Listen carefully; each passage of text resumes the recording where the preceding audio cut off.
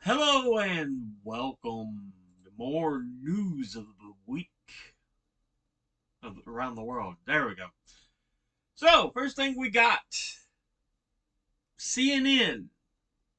The British government warns or wants to hand police unprecedented powers to handle protesters. And of course, human rights activists say it's an affront to democracy. It's not just, you know, in Britain this has been happening.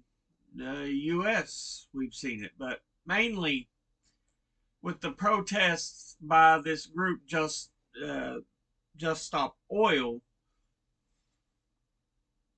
There are suggestions to arrest members. I don't know if they're just saying it damages property. Yeah, UK Prime Minister Rishi Sunak said we cannot have protests conducted by a small minority disrupting the lives of the ordinary public. It is not acceptable, and we are going to bring it to an end.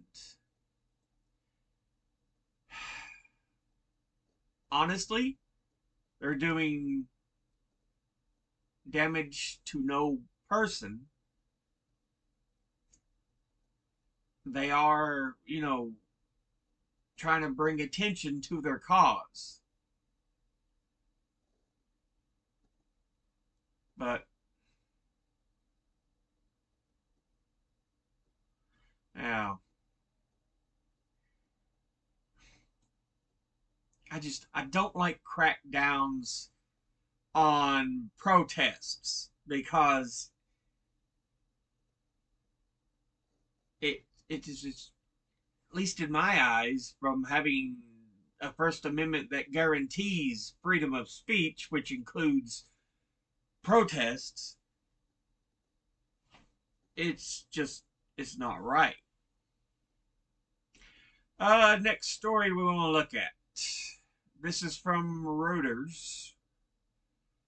Um, Kazakhstan, which is a Middle Eastern country, not Middle Eastern, Middle Asian country that kind of connects to Russia, says it's going to end the unlimited stay for Russians. And essentially, what I'm getting out of the story here is that Kazakhstan had a rule that you could have a 90-day stay, but apparently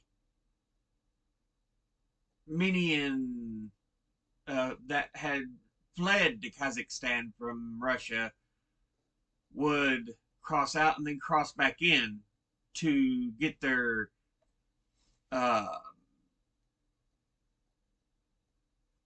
permit to stay another 90 days. And they keep doing this, and apparently it's causing issues for Kazakhstan. And they're like, we cannot keep this up.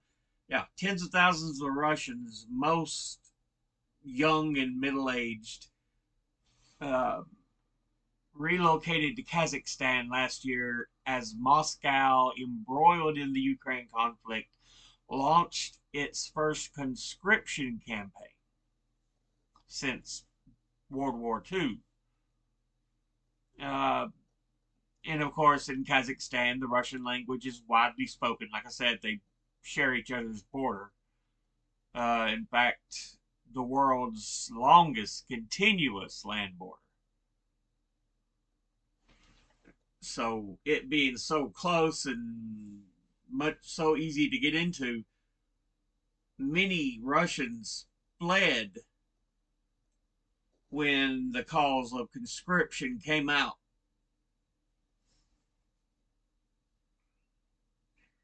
So yeah, um, but apparently Kazakhstan's going to end the practice here in a week or so. Yeah. Um,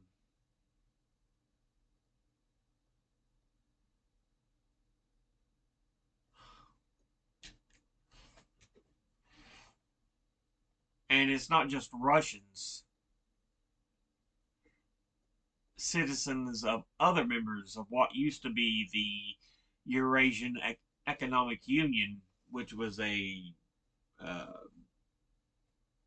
post-Soviet era bloc that kind of worked together. So it's not just Russians; it's other countries that was a part of that because they were fleeing into Kazakhstan apparently. So,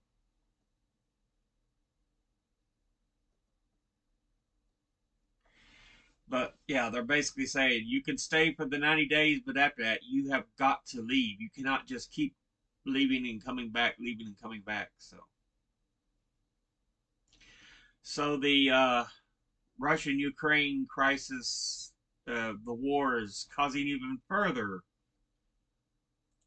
issues. But the last story we want to look at here, the guy who lied about almost everything gets 2 House committees: small business and science.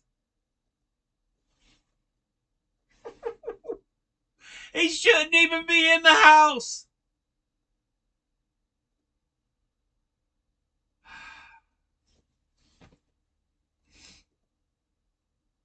It shows there is a partisan bent in American politics now to where lies don't matter if you're on the side of the people who, you're a part of their side.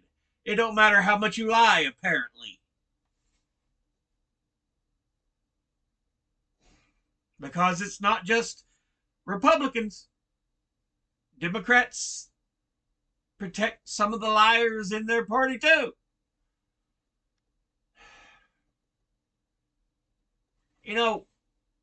Back during the 70s when the whole Watergate thing became public, there were members of Nixon's party that were like, no, this needs a proper investigation. We cannot have this. But now, 50 years later, as long as they're part of our side, protect them no matter how much they lie.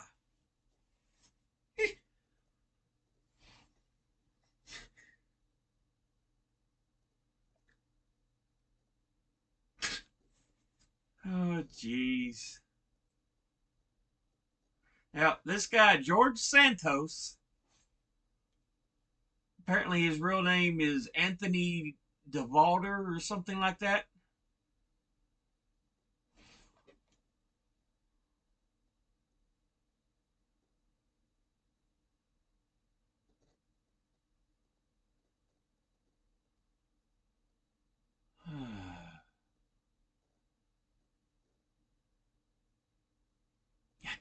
It's ridiculous. I, this should not happen.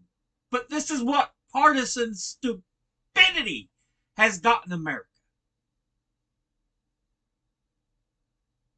Anyway,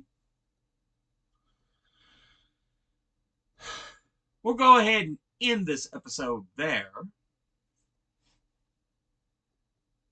As always, educate thyself, think, read, study, learn. Someone tries to tell you something you have trouble believing, ask them to cite their sources. I'll be putting these stories in the description below the video. Thank you for watching. See you all in the next one. Until then, later.